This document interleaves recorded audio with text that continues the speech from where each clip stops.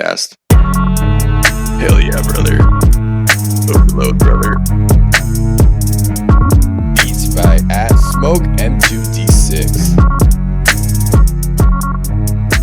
Welcome to the Seattle Overload episode, where we're going to delve into the tape that is of the Seahawks Week 1 preseason loss to the Pittsburgh Steelers. And then after that, we'll have a bit of a preview of the Chicago Bears preseason game 2. However, first we have news items to address.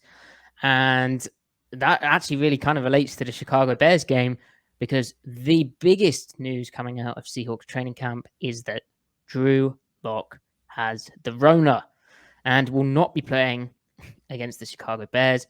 And there's no real way of spinning that other than it sucks, right? Yeah, that sucks, dude. I was curious how they were going to handle the snaps. I thought, well, maybe just try to get as complete of an eval on Geno and give him like 3 quarters and Eason 1 quarter. And then next week, give Drew Lock 3 quarters and Geno 1 quarter or something like that. But it sounds like they're just going to give Geno a half and then give Jacob the half, which is going to be some awful preseason football. Just classic fourth quarter preseason football. And then next week, we might just see some moonshots. And then next week they're going to give Drew, I think, the first half, and then maybe Geno the second half. They might give Geno 1 quarter and then Jacob a quarter if they've finalized their eval. But so this puts Drew at a disadvantage, I would think, right? At the same time, you could say it puts more pressure on Geno, because it's like, well, now you don't have an excuse. You can't brick it out there. But I don't think he actually feels extra pressure. But anyway, I don't know. What are your guys' general thoughts on it?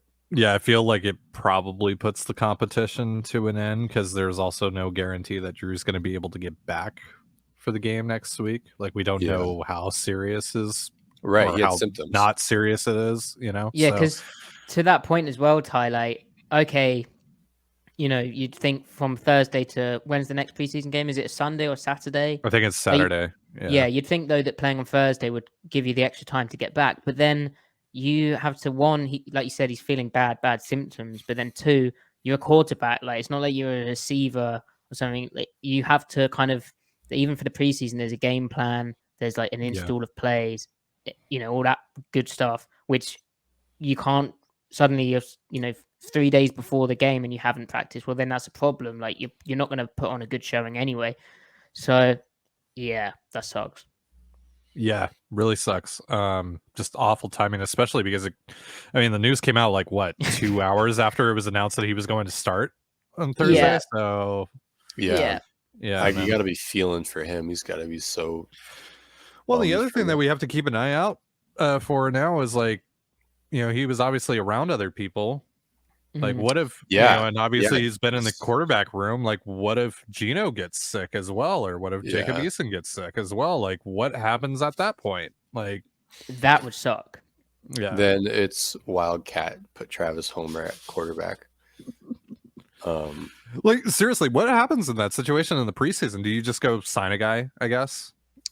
Yeah, because, like, the receivers need the work and, like, the O-line needs the work, right? So you probably have an emergency guy. Didn't they have another guy in camp earlier?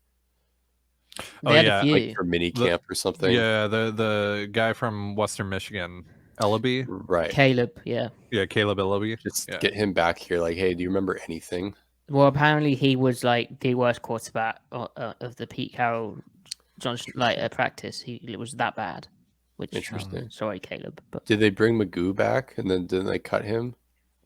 Yeah, I think it's got to be Magoo. I think you call up.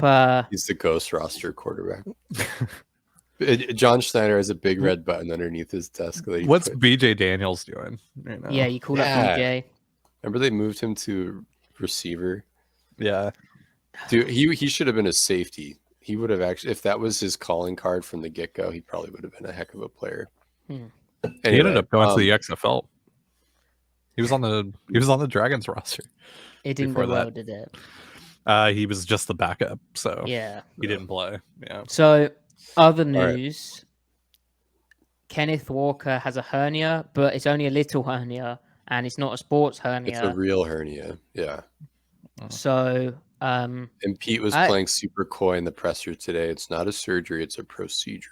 I actually have a source on the exact hernia that it is, but it sounds like he should be back for week 1 of the preseason. He's already done his procedure, is what I was told, but Pete said it's still coming. So it's pronounced.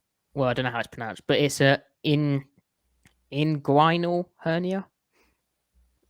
Inguinal hernia. Interesting. Inguinal. Probably not that one. But yeah. So and what apparently does that mean, it's most common in men. So he is a man, but the Seahawks have never seen this before in one of their players. This condition occurs when the abdominal content protrudes through a soft spot in the muscles of the lower abdomen. Not great. That probably hurts. But the procedure, that sounds kind of freaky. And I wonder, are those things like contact-related injuries, or are they just exertion injuries? I think it's all exertion. Interesting. Man, all these soft tissue injuries that are crap. I don't know what the actual numbers say. I'm sure there's spreadsheets somewhere, but it does feel like Seattle always has these, even before. People call him Ivan the Terrible, which seems a little harsh, but the guy from USC. It might be anecdotal. I don't know if it's related to what they're doing, strength and conditioning. I don't know, but I don't like it. Terrible. I don't like it. No. I would like them not to be accruing all these injuries personally. Wow. Yeah. Personally speaking, I would like the Seahawks to be healthy. Yeah. So, and on hernia news, I also this is breaking news. I've heard that long snapper Tyler Ott also is going to be playing through a hernia, but I don't know what the type of hernia is. But that's like who's their ghost roster? Well, they don't have one. Like no one who has a ghost. Well, they must do actually. You don't have like a ghost I don't know, but if it has to be one of the centers, right? Yeah, maybe that's the button right next to. That's the green button next to John Schneider's big red button. Yeah, it would be a center, like a tight end, right? But to snap a football, right? If you're playing through a hernia, I don't think it's as big a deal as if you're going to block someone. But then, like on punt coverage, you have to go and get downfield because no one's allowed to cover you. So you should be one of the first getting downfield. So we'll see how that plays out. Yeah, I suspect Clint Gresham is a little over the hill these days. Nolan Freeze. Perchance. There'll be a guy who has all these videos on YouTube and was one of the best ones in college, but just never got picked up because it's a long snapper. Yeah. Who was the guy from Oregon that they signed? The long snapper. He was like a UDFA, like I don't know, 6 or 7 years ago. He was a long snapper. This is a crazy pull. I don't know how you're remembering this. Wow, that's crazy. Snap longer, not harder. It's tough. All right. There you go. You could coach him up. But Walker, I mean, they have Penny, who hopefully should be good to go by week 1. Because we've heard Pete say before that guys should be fine to make it back for something, or they're aiming for something, and then they don't. But Walker, Penny, Dallas, and then Homer feels good enough to me. Sure. And then I don't know anything. I don't know if I liked what I saw from Darwin Thompson. I don't know if I gave him enough attention to really be fair in saying that. So I think he'll be cut. What is going on with Josh Johnson? He was our preseason hero last year. 0 snaps. He also unfollowed me on Twitter. Wow. I hope things are going okay there. I hope he's not like having a bad camp or anything. Maybe are they trying to heard anything about him from camp. So they don't want to. They're planning to cut him. They don't want to show too much. I don't know. I don't feel like you can be that pressed about someone that far down the depth chart to want to hide a guy, but numbers are numbers. They clearly value Travis Homer as a pass blocker. So DJ Dallas seems to do a little bit of everything, which is kind of cool. So I don't know. We'll see there. Other news, Matty. Well, we had a Ugo Amadi. We kind of said, well, actually, no, we forgot to speak about in the podcast. of our instant reaction to the Steelers' defeat. But we said on Twitter how it was kind of noteworthy that Ugo was playing third string nickel, basically. Yeah, he was getting snaps earlier in the game at free safety, but they don't really need, he doesn't really fit he just doesn't really fit at safety. He's not as fast as Diggs to play like the kind of deep half part in a split safety system. And then he can't really, I mean, he could play a middle third okay, but he's not great. He's small. And then the nickel stuff, well, last year he was excellent in nickel. And interestingly, actually, I saw that account at Honest NFL tweet out some Eagles defense. And they were doing the exact same stuff that Seattle did last year with like the nickel in a vertical hook, playing high and inside, matching that route down the field. The stuff that Ugo Amadi impressed in. And the stuff that we actually didn't see, we saw 2 snaps of from Seattle against the Steelers because they actually seem to be more keen for their nickel to be more essentially playing, if the number 2 receiver runs down the field, they're matching him either with outside leverage, or they're kind of just playing like off man. And so both those things don't really suit Ugo's game. And he's with how well Kobe Bryant looked against the Steelers. He, at nickel, I should say, then that's Kobe Bryant and Justin Coleman ahead of Ugo. And then are you going to be keeping a guy who's scheduled to make, was it $2.7 million and they saved $2.5 million by releasing him? Yeah, it was something like that. Yeah. Yeah. And so the news broke that he was going to be cut via Tom Pelissero. Yeah. Yeah. He's always had this weird tweener skill set. And we literally said before 2021 season in the DMs, we don't have, we're not going to find it, but I can't provide proof, but we said like, oh man, Ugo Amadi, he would be best as like an slot overhang in a 2-high match team. And then sure enough, what did Seattle end up doing that year? They ended up playing a lot of 2-high match zone principles. And sure enough, Ugo Amadi, like his worth was being revealed. Like, oh, hey, he can't mark guys downfield one-on-one. He doesn't have the range to play deep in the shell, but he can combine his brains and what athletic tools he does have to carry routes, but then zone off and then get zone eyes on the quarterback and relate to other routes, melting, like single-handedly defeating concepts to the passing strength really frequently and really nailing that role. And Seattle's certainly still going to be doing some of that, but like half quarter, just Sean Desai, Clint Hurtt, like they're going to still be doing some of it. But it does look like they're going to be playing more like Rip Liz cover 3, where they're going to have the nickel be matching with outside leverage. And then even in their 2-high stuff, they're going to be playing more outside leverage. You have to carry with outside, and you're kind of getting more one-on-one situation. And that's just not what Amadi does he doesn't do that well, right? But so when they do play the vertical hook stuff from, cover 2 to that side where Ugo does excel, that means when Ugo's on the field, the offense knows, okay, we kind of know what coverages they're going to be in, and then you become predictable. So Seattle wants to be able to blend and weave in and out of their calls, and between what Kobe showed, Coleman shows, it makes more sense to commit to Bryant now there. Yeah, even Coleman, like this preseason, Griff, you were talking about, and we were talking about how Coleman would be the man nickel and Ugo would be the zone nickel. Well, you can't. That just you can't do that. It doesn't work, and especially with how the defense is leaning more into the man or outside leverage stuff, it just doesn't work. You can't. It's too specialized. Yeah. And so, relative to expectations, Ugo really did nothing wrong here. That's what sucks about it. Like he is exactly what he is, and he excels in that role. But it's just his lack of versatility isn't enough to, it outweighs however well he did excel in his role. So hopefully he gets a lot of playing time in Philly and etc.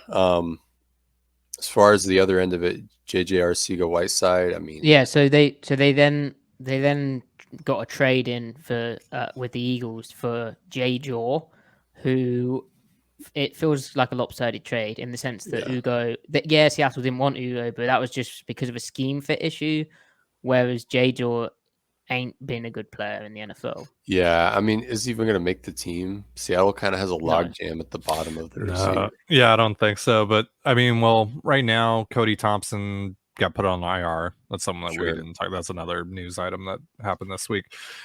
Marquise Goodwin and D. Eskridge have been hurt. DK and Tyler haven't, didn't play in the first game, so they were, the ones were basically Derek Young and Bo Melton in Pittsburgh. Because I don't think Swain played either, right? No, he didn't. You're right, they were.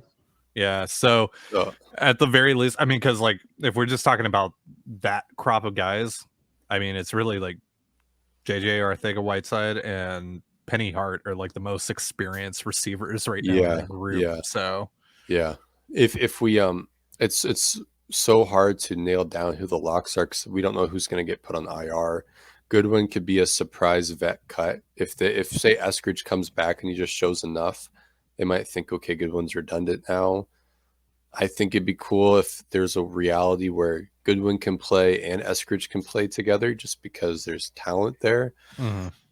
And, Metcalf and Lockett and Noah Fant are going to be soaking up a lot of targets anyway. So it's not like it really matters who wide receiver 4, 5, and 6 are. But there is quite a logjam there. I mean, let's assume everyone's healthy. Let's assume the top 4 are, for the sake of discussion, the top 4 are Metcalf, Lockett, Goodwin, and Eskridge. Let's say they're all healthy. They're all suit up week 1.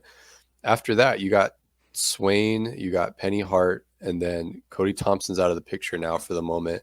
And then Kay Johnson, Aaron Fuller. Like there's a bit of a logjam because all those guys are not doing well. They're not doing poorly, right? Like they're all doing some things.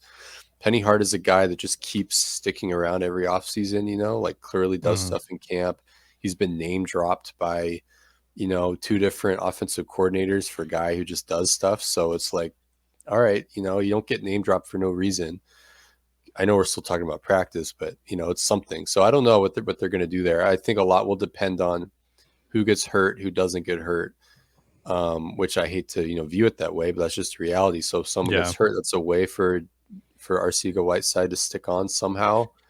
So I don't know. I mean, I also wonder though because he was playing tight end in Philly. They converted him to tight end this offseason, but now the Seahawks are going to use him as a wide receiver. I kind of wonder, like, obviously I haven't seen him. I know that he's reported to camp and he's practiced now, but I wonder, like, can he actually play a wide receiver? Has he added too much weight to actually properly play wide out? Like, I don't know. We're going to have to see that as well. So I don't have any sort of expectations for him. Yeah. Honestly, I just kind of feel like he ends up getting cut.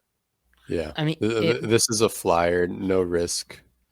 It's funny because you're literally kicking the tires. In that 2019 draft cycle, he was the people legit discussed whether it should be him or DK Metcalf. Like, he was crazy. I don't know what people saw. I remember back to our friend Bryce Rossler tweeted at the time that he wasn't even the best tight end on his team, which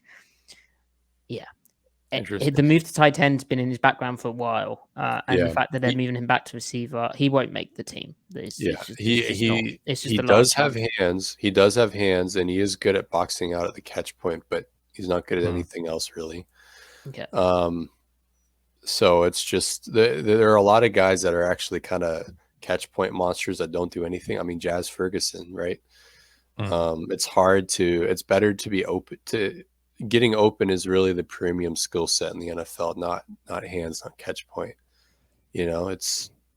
But we'll definitely see Jacob Eason hit him on a fade or something. Oh yeah. All right, we'll see something. If on Thursday Jacob Eason throws for 350 yards, what do we do at that point? And Geno gets COVID. yeah. If Jacob Eason throws one dig route, he's QB1. No. All right. Yeah. I don't know. I think we beat this one to death. We'll see what happens. But the best thing about this news was it inspired a tweet from Mariner. I hardly know her at Wrong Opinion Man on Twitter. So already great endorsement. And if you're watching on the YouTube, you can actually see this tweet right now if I actually know how to share a screen. There we go. So, Ty. Me. The tweet says, at Matty F. Brown and at C. Mike Spinmove going through JJ Ortega Whiteside tape post-trade. Well, so you know it is pronounced... Who is who. You know it is pronounced Ortega Whiteside, right? It's like Barcelona. Oh, I said Arcega. Why was I saying Arcega? But I thought, now correct me if I'm wrong, but if you were in South America, they would say cerveza, not cerveza. That's a good point. What is the heritage of Arcega Whiteside? Has he got some Hispanic roots, or is he actually from Spain? Is it an Arcega? Wait, it is Arcega. Wait, how are you? Is it Arcega? I've heard people I've only heard like people say Arcega. Interesting. But well, maybe I it's feel they're pronounced trying that way. too hard. And we're wading into waters where perhaps our ignorance is showing greatly here.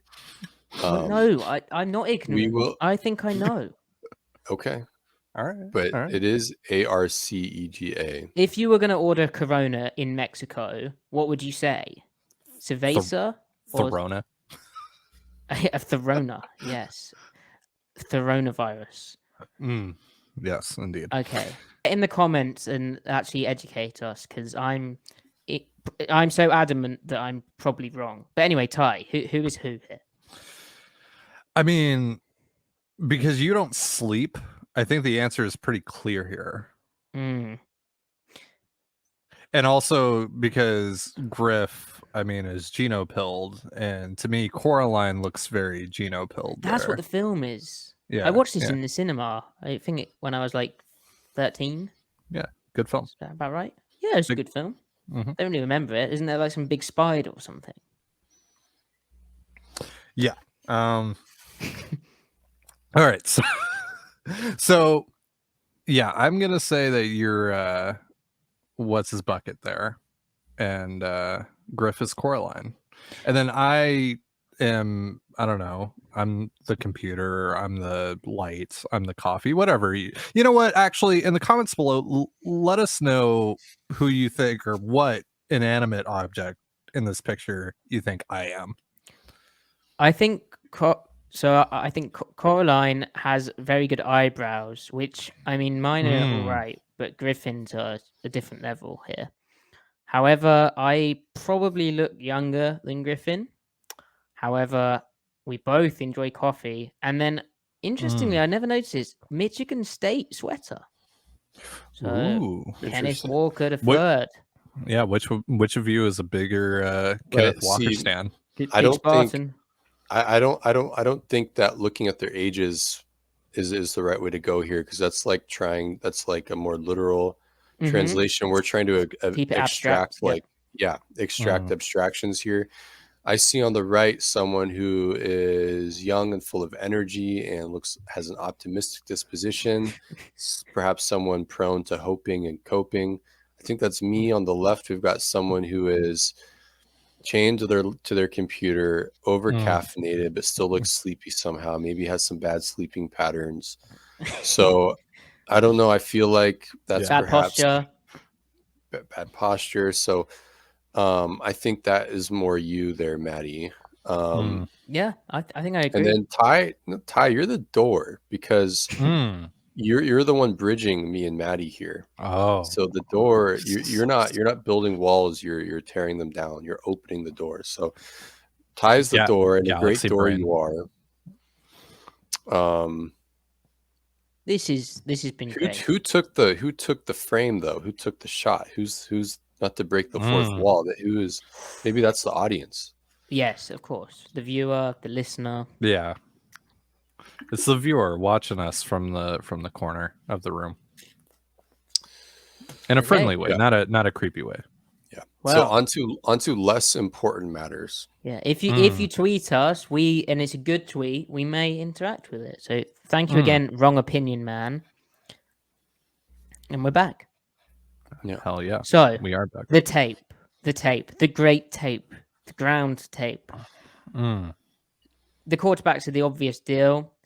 And I watched Geno and was pleasantly surprised. There wasn't any, oh, you should have thrown that down the field. Like, you've missed the chance here to really go at it, other than a corner route into cover 2, which was a risk. Like, if I know which one you're talking about. Yeah, I'd have been like, the timing was off, and I was just like, that if you throw that, it's probably picked, and you're probably done.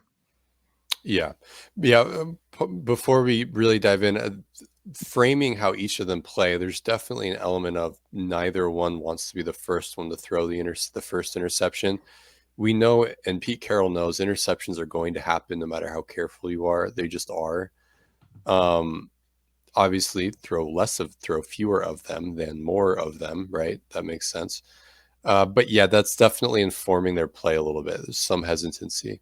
But yeah, I agree. There wasn't stuff downfield like that framework of play style that didn't affect Geno downfield so much. Oddly, and Matty, not to jump your gun here, it was a little. Okay, so all in all, it was in quick game. Geno turned down 2 looks. There were counted 2 of them that last year he threw without hesitation.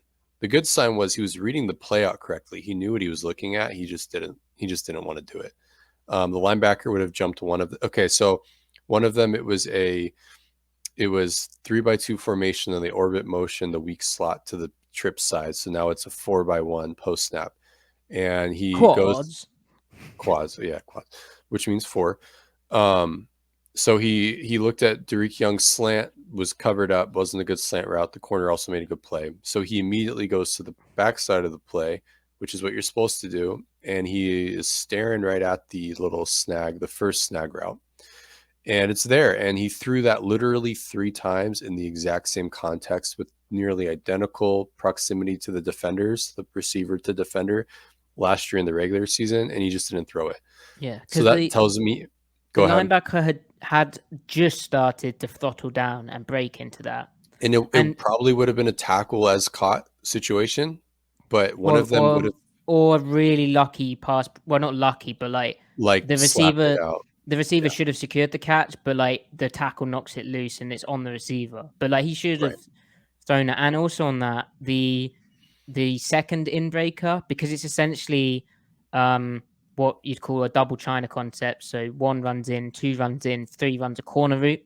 And it was into cover 2 on that side of the field. And then you've got as Griffin said, the orbit into the flat as the check down.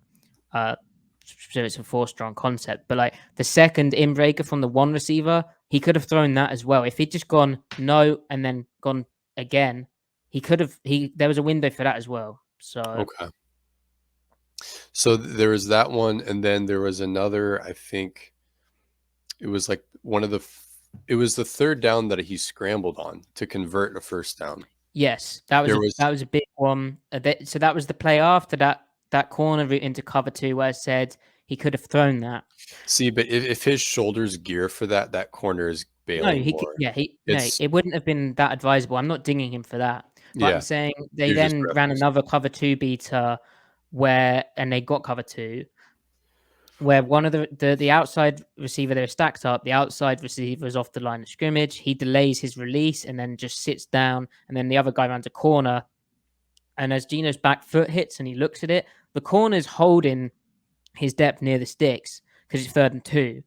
But he's off. And then there's an inside defender who's like throttled down, but he's still off. Like if you just ping it in there, like how Locke did for his touchdown from the bunch, where the ball's out as the receiver turns, he catches the football. Like it was there. There was an opportunity there. So. And I wondered if he was actually equally worried about the corner coming from behind and punching the ball out as he was the linebacker jumping it. Yeah, it's one of those though when like you watch it like one's like 1 moment after and the corner ain't doing that. But like he doesn't know, obviously. You can't predict time. Yeah. But again, first preseason game, like one of those he'll look back and go, yeah, you know what, I could have thrown that. But he's sort of still got to feel out what he can get away with, and he'll do that in practice. You don't do that in your preseason game where you're trying not to lose the job, which I think's really your point, right? Like, there's an element of caution here where it's like, well, don't go and throw this away. Like, come on now. Yeah. Yeah. It's still cool that when he did extend, he was able to make plays happen. Like on that one, it was like the scrambling was controlled. He was trying to exhaust the concept as he was reading it out. Keeping his shoulders like only squaring when it was time to really bail, like keeping his shoulders perpendicular to the line of scrimmage, which means if he feels like something can be thrown, he's in a position to throw it. He doesn't have to reset his feet. So like stuff like that is good.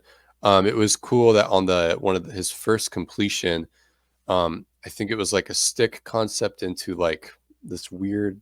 I didn't really like the backside concept. They had Noah Fant on an over the ball route, which he did not have a good release off the line. Then they had like I guess it would have been an alert. Oh, that was this play. I was like, okay, we got someone here with Geno. So it was a stick concept into cover 2 front side, right? Yeah, and it was covered up, and he read that it was like he read the cloud corner. It wasn't there, and the front side concept wasn't there. So what does he do? He transitions, keeping his base, keeping faith with the play. And Noah Fant is very much not open. And so now the play's dead. He got bashed up at the line of scrimmage, like rerouted to hell. It's like, what? So at that point, the play's dead. So he extends out calmly, and he gets everything he can out of the pocket, everything he can out of the concept, extends out to his right, and they immediately go into scramble drill. And really, I mean, yeah, it was 10, 12 yards downfield, right? But it was still a strike. It was a perfect throw on the run. And one of the things I worry about with Geno Smith's arm in general is off-platform throws in the pocket, and then also on the run throws. That's where he's proven that he can be accurate, but he's proven that he can also be inaccurate. There's simply variance there, and you never know what you're going to get. He was very accurate throwing on the run today. I'm by no means a quarterback mechanics expert, but like when he seemed very tight. Like it all seemed nice and connected in a good way when he was throwing on the run. Nothing was getting loose and flopping around, and then that's when the errant throw comes, right? Like it all seemed nice and compact. Yeah. And then he had other quick game throws, and just, quick game simple, making the right pre-snap read, choosing the zone beater side when it's zone, looking to the man beater side when it's man, right? And he was accurate. Like that one throw, I think, was it to Aaron Fuller? Like he's in the vacated space and the sort of like snag concept, 3-man snag concept, and he leads him so that he can fall in between the two zone defenders. He doesn't have to, like go back to the ball and then get upfield. It's just kind of all the little tiny stuff in there. He does well. I hope that we see some like stick nod so that we can see what he does at the second level in quick game. Or maybe like snag dig, anything like that. You're talking about the kind of they're sort of bridging the middle ground between deep and short intermediate hay, whereas like the 5-step drop stick dig kind of deal stuff, right? Right. Yeah. And the stuff Russ wouldn't throw. Right, because that's if you're going to run that much quick game, which I don't think Seattle will now. I think they'll run more pure 5-step. But if you're going to run that much quick game, at least be able to have second level quick games. Let's have a layer to punish. So they can play off one another, right? Yeah. So overall, Geno, he had 2 deep ball throws in the like 21, 25 yards. That one rollout, he was really accurate there. Quick game, he was mostly fine, like we talked about. The stuff that he didn't throw, I think we just chalk up to the spirit of competition, wanting to be too careful. On the too careful stuff, how did you view his? I think it was his. Hold on, I'll get it up. Yeah, his first third down of the game, 3rd and 6, where he looks front side. They've spun their safety rotation, and they do a really nice job actually of getting their curl flat player to show he's blitzing, and then he gets out to a landmark way past the numbers, and he just like it was almost like a cloud player, even though it's cover 3. But they did a really nice job of covering up stick from trips. Geno saw that, didn't throw it. Like good, like it would be a bad decision. The corners were playing over the top really well for Pittsburgh. They weren't, which is another thing to note. Really, they were not giving the alert route. Like if you throw the alert route, you're taking a real leap of faith that there just wasn't a time to have that. They were playing so far off. So he comes backside, but he doesn't actually look at Derek Young backside. He's already just looking at the swing into the flat, and then the running back swing, and then he's like trying to keep it alive, and he eventually gets sacked. So how did you view that play? Because I have some takes. So it seemed like Colby Parkinson ran the wrong route. Yeah. Are we talking about the same play? Or yes, that would make sense actually, because he ran the stick right into sure. where the coverage was. If it was like an option, he could have. Well, stick nod would have worked there, you know. It was such a weird play. Yeah, I mean, because one, it was, if that was how it was designed to be, the spacing doesn't make sense. It's weird to run like a legitimate 3-man stick concept, but converting it to a 5-step concept, because stick is a 3-step concept. So it's bizarre. It didn't make sense for the coverage or the spacing. I thought he was either supposed to run a stick nod or like a dig route. And I wish he had ran a dig route, especially because that look, that would have been a bang bang thing, a bang bang read. You got to make a bang bang throw. That would have been something you can really evaluate. Like, oh, okay, if he's throwing this, they're going to be a functional offense. If the O-line continues to look like that, which that's really the biggest question mark, I think. The difference between them being non-functional and functional can be whatever you define it as. But but when that happens, then he transitions to the backside. He spends very little time looking at that weak side curl, which makes me think I don't even think he looks at it. Right. Which makes me think like he's just peeking in his periphery as he scans to the weak side check down, which makes me think it was a half field read and that wasn't a full field progression. I don't agree with that. Okay. I think he saw pre-snap that he got weak buzz, and so he knew there was a safety coming down to that, and three isn't up. 3 isn't up, so he's not going to have that weak safety push into the front side concept. He's going to just stick backside as basically the spare player, and if he even looks at like more at his young concept, the safety's under it, so it's just not there. I guess I see what you're saying now. Before that, I would still say I half agreed with you because I thought reading the safety spin dictated what half to go to. Yes, yeah. But even so, like that's still, I agree that that's what he was reading, and that informed the decision, even if it was even if it was like a full field read. So, but all in all, so it wasn't really there. He could have thrown the weak curl. I thought what he did in the pocket when he scrambled and took the sack, he was still like the pocket work was still, I'm trying to make the concept work until he assumed that it was coverage covered it up. Then at that point, it was a coverage sack. It wasn't him being stingy with the ball so much. But still, I'm okay with him taking a sack when you're outside of field goal range. But again, early down, get rid of the ball. So hopefully we see him try not to extend there. Yeah, but we want to see more 3-step drops from Gunn, which is a 5-step concept. We want to see more of that so we can really evaluate Geno in the drop back game. Because that is still going to be... Well, the 2-minute drill was kind of... The 2-minute drill was like perfect for that, really. Not 3-step drop, but... Well, no, it is a 3-step drop, but not like the quick game stuff. But he managed that beautifully. There weren't shots there, and then when there was... And he hit it in the zone hole really nicely on their kind of quick game wide cross concept, I call it. But fast 3, the slot receiver I think has an option whether to break out or nestle in the zone hole, and he just bangs it in between the curl flat and the hook on that side of the field, and that's a catch for Bo Melton. And then they call 4 verts out of trips. They just drop under it, play weak buzz again. The alert he looks at, but it's basically double covered with a curl flat under it, and it's just not there. And so he just checks it down to Homer releasing across the formation, gets his yards, and then the beautiful throw against cover 2 where bang, straight, like absolutely perfect on 4 verts. Perfect throw. The shot was there and he took it. Like that was the only time he had a chance really to go downfield, and he smashed it. And when he lets go of that ball, K. Johnson has not even cleared that vertical hook receiver, like on the what's the term here?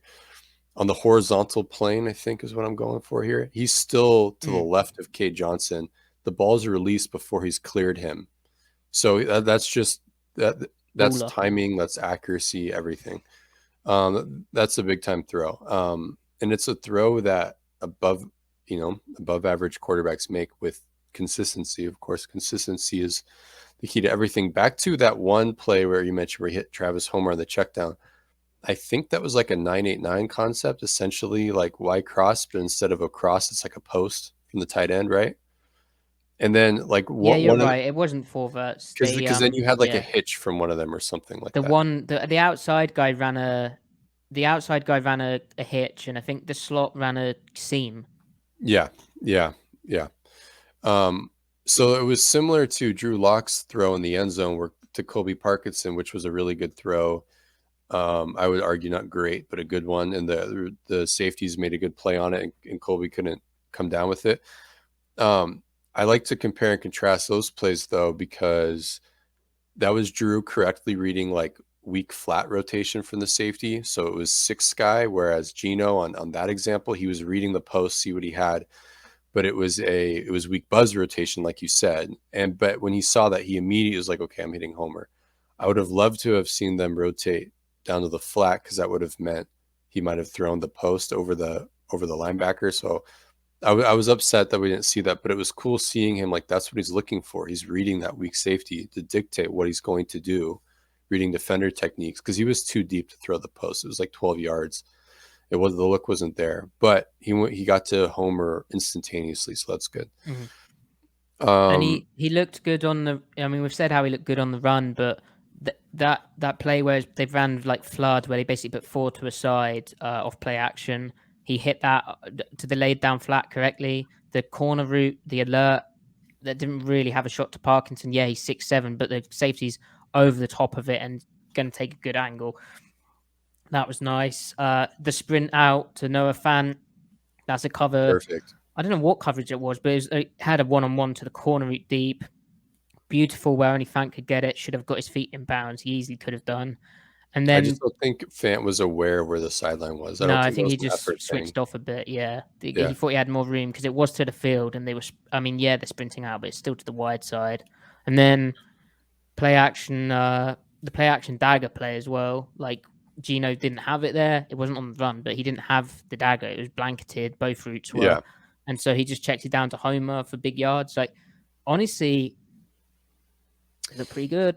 For what was called and what was available, he was clean, accurate, and then the subjective stuff, like poised and controlled, And really the only critiques I think that are to be made are he passed up some quick game looks that he normally never does, even when he was in New York. The 2 ones we've spoke about, yeah. Yeah, and we beat that drum to death. So hopefully just next week, same context, the same hit it now. It's worth saying, as we said tomorrow. As we said after the game, immediately after the game, the drives which were stalling weren't really Geno, but now we've watched the tape, we can confirm that it was mainly we've said about these 2 quick game opportunities, but there was a few periods where they tried to run the ball in short yardage and didn't get it done. The duo play where they broke that up, and then he just didn't. At quarterback, you still have to have the opportunities, and Pete Carroll spoke about how this will be decided by the guys who take the opportunities, and Geno took the ones which were there. Yeah. So transitioning to Drew Lock. Yes. Before we get into the nitty gritty of certain things, do we just kind of want to characterize what we saw, like broadly speaking? Well, Griff, you start. Okay. Well, I really set myself up for that one, didn't I? I think overall I'll just say this really quick. I think Geno had the better game. But Drew Lock still, relative to what we're talking about here, Matty has just casually disappeared, by the way. Matty took offense to that. Given that we're talking about 2 guys that we generally don't have a lot of confidence in overall, broadly speaking, we're not trying to replace Russell Wilson here. Drew Lock still inspired confidence, kind of, controlling for expectation. Mm-hmm. I still thought he had a little more kind of, the inaccuracy, the accuracy variance was there. He had some really good strikes, and then he had some little inaccurate things, like he almost threw I guess you could call it a pick. It was a tough route to throw though in the end zone. It was dropped by the defender. But then he had the really nice throw to Colby Parkinson, throwing, into a tight zone window requires velocity and placement. I think for that to be completed, because it was really good coverage, great throws beat really good coverage, and I think he only had a good throw there. He either needed to throw it a touch earlier to beat that weak safety, or he needed to put it a little bit more back shoulder for Kobe. Yeah, I felt that when that throw, I felt it was, we spoke about it, but I think he checked the safety, tried to look him off weak, and then tried to throw it strong. But in the pit, he didn't, like you said, he could have thrown it back shoulder, but he was still thinking he could do the same type of throw after that process. So again, it's probably a bit of a rust thing, and it's like, it's game time. This is what it takes. But if he had it back, I think he'd try it. But... Sure. But it's cool though, seeing the quick release and the velocity with the quick release. I mean, and then like that, like even on a mesh throw, he's just throwing a 5-yard shallow, but the ball just flies off his hand, and it's like just, he sidearms it basically. And then he redeems himself after, where he almost threw that pick on that one pylon crossing route. He just ropes it in at 5 yards and does so through the air, doesn't it? And it just looks so that it looks really difficult to defend and really easy to catch and run with. Like, yeah. So like those sort of things are like, yeah, that's Drew Lock's talent right there. That stuff is like the what intrigues people with him. So then you of course you can run play action drift with him, or play action strike, where he threw the one to Derek Young. Ideally, and Geno's thrown a similar ball before, so I'm not picking sides here. Ideally, you hit it on the front shoulder right in the numbers, so that Derek Young, who's 6'2", 220, runs a 4.4, doesn't have to break stride. If you want him free over the middle, he hit him a little back shoulder, and he had to elevate forward a little bit, breaking his stride, but still got the completion, ripped it over the middle. Good stuff over the linebacker's head, who was biting on the action. So, you take what you get there. What might have evened the score, even with the weaknesses or the other negative plays that we talked about with Locke, and they were minorly negative, right? If he had hit that deep seam toward the end there, I would say that probably evens the score a little bit between him and Geno. He made the right decision. He read that the strong safety was inserting down to the hook, threw it at the right time. He just sailed it. Just missed the throw. Put a bit too much on it, trying to throw it over the guy in the underneath presence. And that's honestly what he showed in Denver. He's not an accurate deep ball thrower. He is a strong arm thrower. He can make highly accurate throws downfield, but he also is highly inaccurate at times. So again, it's just a variance. It's consistency. He can make throws Geno can't, but then of the throws that Geno can make, Geno will hit those more consistently than Drew will hit those. You know what I'm saying? So like, there's a trade-off there. And now he has COVID. So I guess we can circle back to Drew when he's back, hopefully for game 3. But feel better, Drew will. Yeah. Ty, did we do a bad job explaining anything? No, it was good. That was good. And, I don't think we should like linger too much on it right now, because again, Drew isn't going to play in the next game. So we'll just have to wait until we can hopefully see him back in action in Dallas and pick up from there. Oh, and his fumble was terrible. Like, the fumble. And watching it back, Geno was very dialed in cadence wise as well. He was trying to get guys to undress their looks and stuff. Like, he was dialed in, and his hot throw to Walker was brilliant. You'd hope that Geno at year 10 would be rock solid there, right? Like, backup quarterbacks in the league that have been back play like a coach. Like, it's interesting. Yeah. I mean, I'm sure those years on the bench playing behind Eli Manning and Phillip Rivers have probably served him, and Russell Wilson, of course. You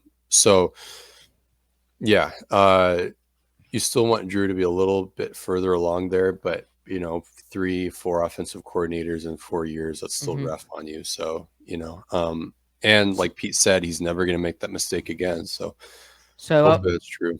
So some quick takes for the rest of the offense. The offensive line was really, really, really good. Austin Blythe looks like he's been playing with that interior trio of him and then Phil Haynes and Damian Lewis for like over 5 years. That they were handling like twists and stunts up front in the pass game. They were really good in the run game as well, and they just looked like a really solid protection unit. Other than Phil Haynes had a few moments against a really wide 3-tech, which are tough on the man side of protection, where he got kind of beat around the edge and probably got away with borderline kind of grabbing. But Blythe as well is like he just looks big. Like he's bigger than Posick, isn't he? And he has a big ass. Well, but, he's not taller than Posick, but he's more dense. He looks honestly, his weight is distributed perfectly for a center. He was so good. Yeah, he was really good. And all these guys in the interior were winning their blocks 1-on-1, except Haynes had one loss to Leal.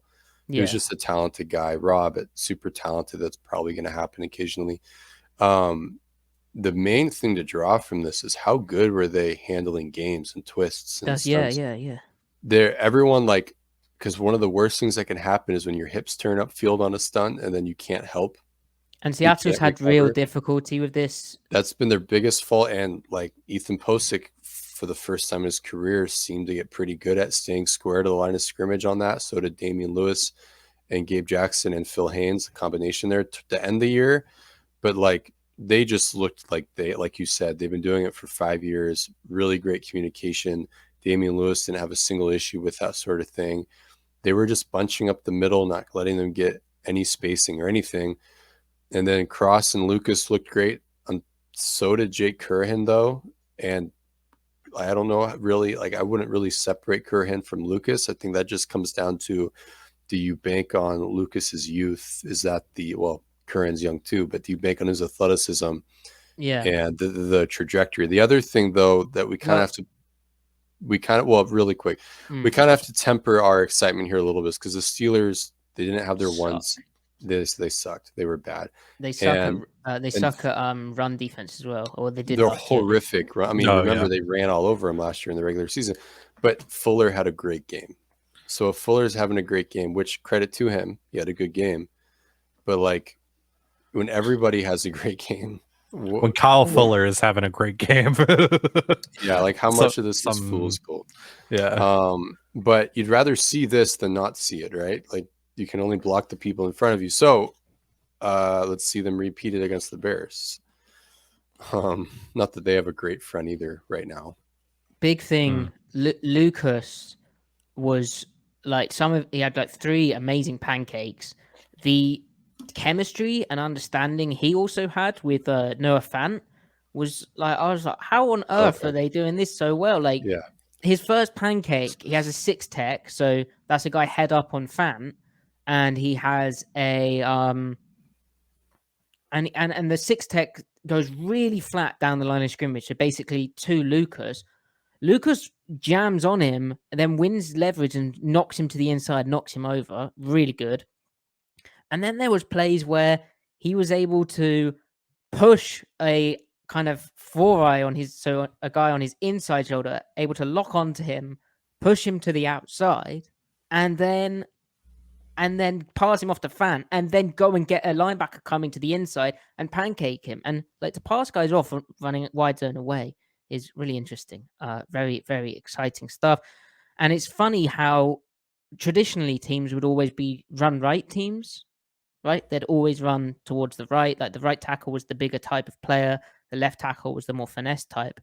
But with Seattle running this kind of athletic outside zone, mid zone system, where it's all about getting outside, they're more of like a run left team, and they certainly were against Pittsburgh, in that you had Lewis and you had Cross doing a good job of kicking guys out, and then this crazy wash coming from right guard, right tackle, even Fant a bit as well, and just really, really impressive stuff. And it twins up nicely with the play action game, because if you're a right-handed quarterback, you generally want to fake it to the left and then roll out to your right, so that your hips are open, you're not throwing across your body.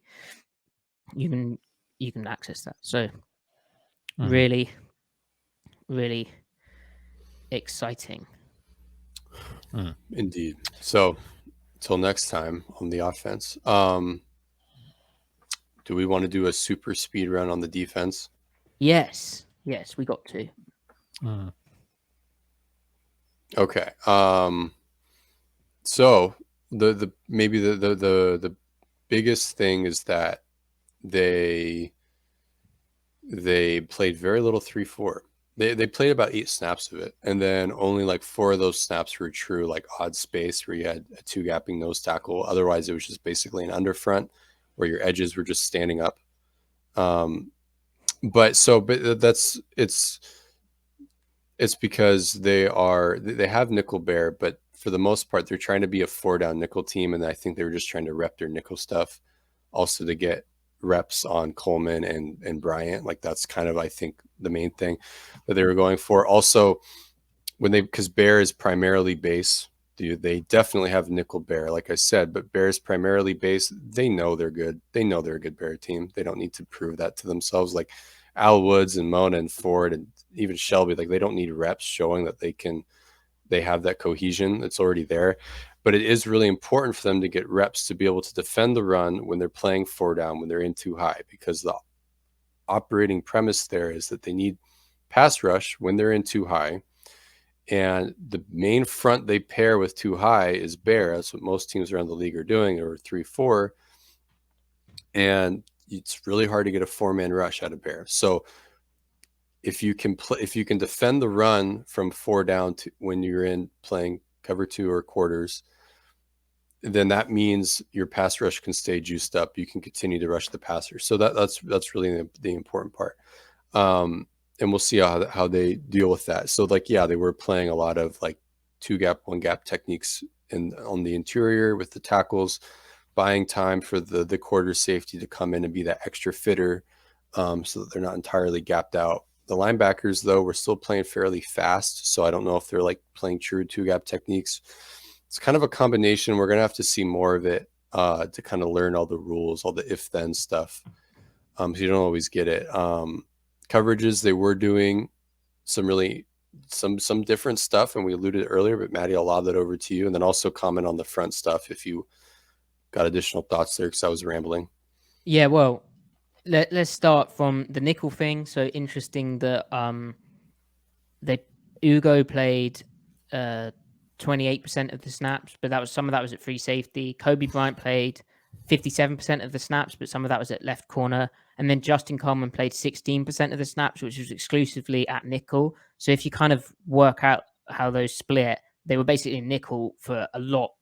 They ran like probably less than 10 snaps of base of 3-4 personnel, I'd wager. And like you said, a lot of even fronts and a lot of like coverage where it's a new kind of philosophy in that Ripley's cover 3 match, which has its positives and negatives, but basically both seams are matched, and it often plays out like cover 1. And the linebackers are asked to push more with like a fast 3, and you get a middle hook player and then a guy to the 3.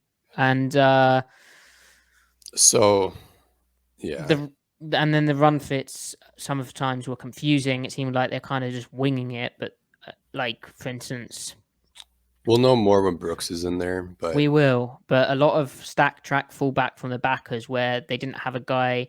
And it wasn't helped by the fact Matt Canada shifts all the time. And I don't imagine Seattle will have prepared specifically for shifting. I think tendencies in general will be really big for this defense and how they can kind of fine tune their toolbox. We even saw that in the preseason game in terms of like offensive formation dictating what front you're in, and then the coverage menu that follows from that. And then like the fire zone menu as well. But like they fire zone, sorry, really quick, but they fire zone from even and from bear, right? Yeah. But yeah. Like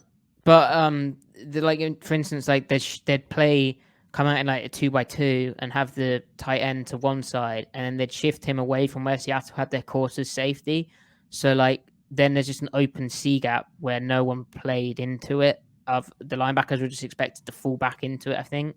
But then like, they were kind like of happened, charging. but it's like I don't think the one difference is I think in the past Seattle would have pirated if they got that situation, but there wasn't as much like movements up front. And again, how much have they worked on this, etc., etc. Yeah. The big takeaway for me is we had a question from, I think it was Rusty Cole in our mailbag defense episode. Check that out. And he asked if they'd be running any more different 3-4 fronts. Well, they had like an under look, which was basically Bear bumped into under for the purpose of because there was two tight ends on that side, and they want bump a 5 along. technique in the C gap, right? So that the linebackers can stay protected, so they don't have that second tight end climbing free climbing on the second linebacker in the fit or any of them really. But then like Seattle also did it last year. They did that last year. Yeah, it's just it might be a more common auto check, like immediately get into it because the answer last year was, unless they played that front, the answer was if they were getting a lot of C gap problems when they were in bear against under center and even some gun, they were just fire zoning it to gain back numbers really wanted, and that stuff was really effective. So basically they have the fire zones that they want if they want to stay in their structure to defend the run, not necessarily to break the pass protection. They will have that, will be for other stuff, but then they also have this check that they can just auto check into. And so with that front, they were running what I believe is called tight will 6, and it looks different to like Seattle's under last year because both the edges are in 2 points, so it looks more like a 3-4, right? Now Seattle wasn't going to get that last year because Carlos Dunlap doesn't like really working from a 2 point as much. Well, so they did that Niners game though, but it was Taylor and Mayoa. Is why. Not. So but it was like a snapshot of it. Like this is like the full flavor now. Yes, the full flavor with the personnel that we spoke about. And then the tight will 6 thing is just quarter, half with the quarters to the strong side. And Blair did fill in more, but it's basically like philosophically is middle field open, right? But to me, it's not that different to Seattle when their middle field closed, playing weak rotation cover 3 under Frisco, and they get run strong because you have the turn back player as the Mike, then you have the run through player as the Will, right? And then your +1, your extra guy, is the safety on the backside looking to fit in where needed. That's with the cover 3 weak rotation. And then tight will 6, you have the turn back player, which is the Mike, or whatever they call it now. The strong inside linebacker. You have the run through player, trying to leverage the ball, which is like the weak inside linebacker. And then by the time they've done all that and the offense is shown run, you get the free safety who's to the strong side, trying to fit in where needed. Like he's coming down, he's red run, and he's filling where needed. And the whole point of a fill thing is he can't really let the ball cut back across his face. He's like the extra guy to help out. And so I just found that really interesting. From a coverage perspective, what's the fundamental goal with the way you have numbers distributed in the pass game? Because it's under center. Because when you play regular quarter half, you're trying to cloud the backside. You're trying to stay 3-on-2 or 2-on-1 to the weak side, right? Because that's where you're worried about matchups. It's under center. You're not, unless you have an under center drop back team, which is rare right now. When you're under center, you're only worried about, if you're worried about pocket play action, so you have that quarter safety can nail down on a dig route to kind of ease the strain on the linebacker. But then if you get boot and you're booting to the field, to the strength, that's to the quarter side, that's where things can get a little haywire, because having a cloud to the field is really useful, because then that ensures that your linebackers aren't going to get out leveraged by like a sail route or something. So that puts it on the linebackers to push, but also to push on the safety to push as well, right? So you can kind of waste your weak safety when you're in quarter half and they boot to the field or away from they boot into the strength. Because then what is he doing? I mean, he can nail down on the race route from the number 1, but it's still on the front side of the defense to push. So I don't know. We'll just have to see. And I'm not visualizing it right now anyway, but we'll see what the purposes of quarter half is for them coverage wise. Interestingly, I think the way they'll probably combat that is kind of links to what we saw against the Steelers, which is the corner, other than when it got into gun, right? Or when it got like more spread and we saw more obvious cloud play where they rerouted and zoned off, the corners played off and looked to play catch. But really, they were just man turning stuff. Even if they were on the cloud side, they were just basically playing like off man. They were you couldn't really see it like that. Yeah. And so I think if you play it like that to under center, then you can push your halves, you can cheat the numbers. And if you get boot, the half safety can then scream over and push front side. And basically it's not toward half anymore. But I think that might be something to look for. But there's a lot of things where, because it's a new defense, we're sort of still working it out and how it all fits together. I think some of the players are still seemed like they were doing some games up front not games, but like playing heavy up front in ways which was interesting. Maybe like a bit of Jimmy Pony from ends, but we don't know if that was a thing. It just looks like it was a thing to try and help things out. It's hard to do that though when your edges are 250, 260. Yeah. Ideally, you want the Michael Bennett's doing that. Like Michael Bennett would be perfect for this defense right now. Yeah. Miles Adams played really well. Yeah. So really quick on actual players and forgetting about scheme. Shelby Harris is a legit 3 technique. The guy pushes the pocket. He's fast. Miles Adams continues to show as much promise as you can show for a guy that's probably at the bottom of the depth chart. He might climb his way up. Quentin Jefferson, I mean, he's active and stuff. Honestly, Miles Adams might be better than Quentin Jefferson by the end of the year. We'll see. Taylor still looks like Taylor, explosive upfield, all that. He's playing on the left side almost exclusively. That's awesome for him. Uchenna Nwosu is as advertised. He had a good bull rush, one good inside move. Other than that, they didn't play him very much. Alton Robinson looked as good as we said in the reaction episode. He looks like he might be a little bit of a factor. Boya Mafe had his shining moments, and when I said his false step is gone, it's only seemingly gone when he is in a 3-point or 4-point stance. It's when he's standing up, he still kind of rocks his weight back and forth. And what that means is he's losing time. He's losing depth when the ball snaps. So that hurts his play style. He did show power, which was good though, because that has to be the main.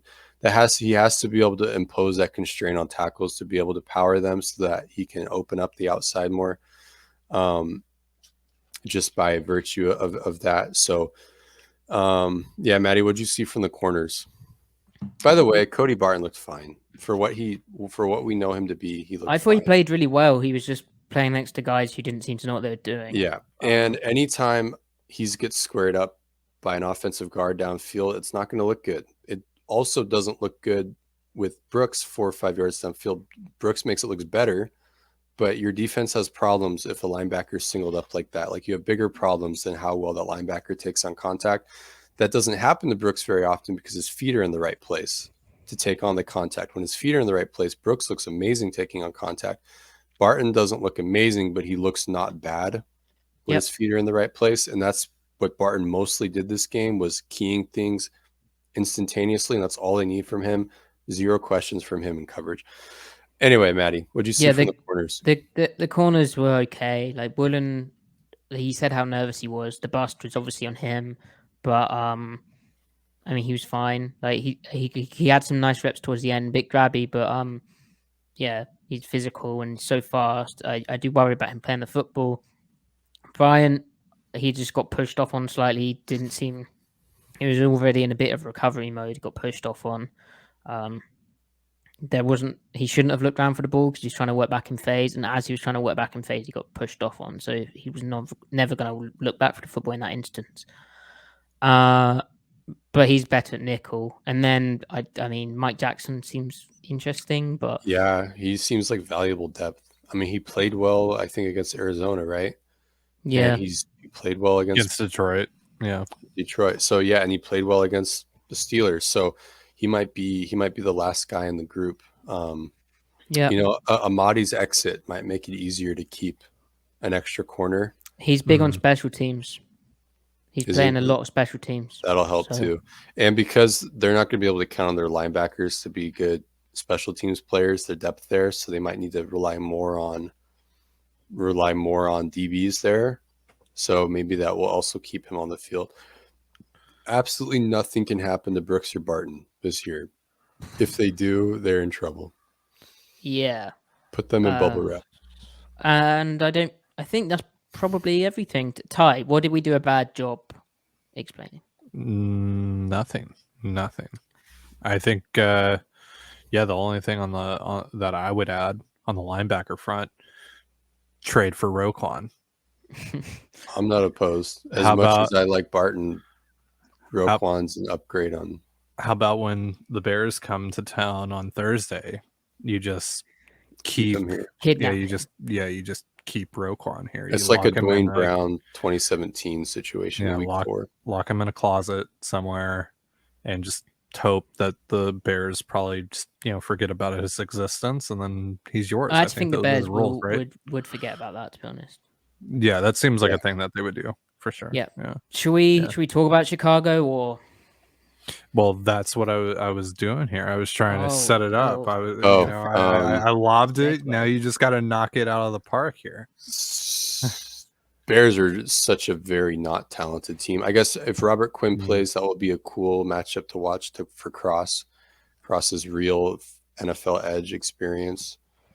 Their offense is like, I don't know what the heck. Like I don't really see what they're doing. Like they're trying to break Justin Fields. It seems like because their receiver group is okay. So I don't know. One thing is I don't know how open their competition is, because it might be that the first string is so not good that they play quite a lot. Like because they're basically third stringers playing as masquerading as first stringers. But Equinemius St. Brown, Darnell Mooney, Byron Pringle is their first string. And then they have like Velus Jones, whatever. Velus Jones, who beat up on Tariq Woolen at the Senior Bowl. So right, yeah. N'Keal Harry, Daz Newsome, Dante Pettis, Tajay Sharp, David Moore, Isaiah Coulter. There's like a lot of names that I recognize, but that's like the mid-off. Yeah, this game would have been. This game would have been really helpful for Drew Lock, because for the same reasons that he seems super sharp in the mock game, because he knows where everyone is on the defense. Even though the Bears lost Sean Desai, they still hired. Who did they hire? Oh no, I'm thinking of the Vikings. No, they hired Eberflus. Eberflus. Right? Eberflus. So I mean, they run cover 2, but Eberflus is running a lot of cover 3 this past year, and he had success with that. So I don't know what the Bears will be defensively. Probably got a lot of nickel fire zone, I imagine. Yeah. If they do run cover 3, we're going to have plenty of one-on-one scenarios down the sideline. Will Geno uncork one? That will be one to look for. If it's cover 3, hit the dig routes that are there, in the space if they're not defending well. It will certainly help that Roquan Smith won't be playing, because he's pretty good at getting into those windows. So it's another opportunity. I haven't heard of any of these players. Like, their defense is Mario Edwards, who I have heard of. This is the second string. Kyrie's Tonga, Micah Dew Treadway, Mohammed Al-Qadin, I've heard of him. Matthew Adams, they're the 2 indie guys. Then Joe Thomas, Lamar Jackson, Dane Cruikshank, DeAndre Houston Carson, Kindle Vildor. I think he tested well. Then Thomas Graham. I don't know what that is. Oh, and the backup quarterback is Trevor Siemian, and then Nathan Peterman. That is fun. That is fun. Actually, Jacob Eason versus Nathan Peterman, that's going to be must-watch TV tomorrow night. Oh, yes. Yes. And hopefully the defense plays well, because otherwise... I mean, they can't be as bad tackling as they were last time. That was the big issue. Like Pete said it afterwards, and after he said that, I was like, do you know what? He's right. Like the tackling was atrocious.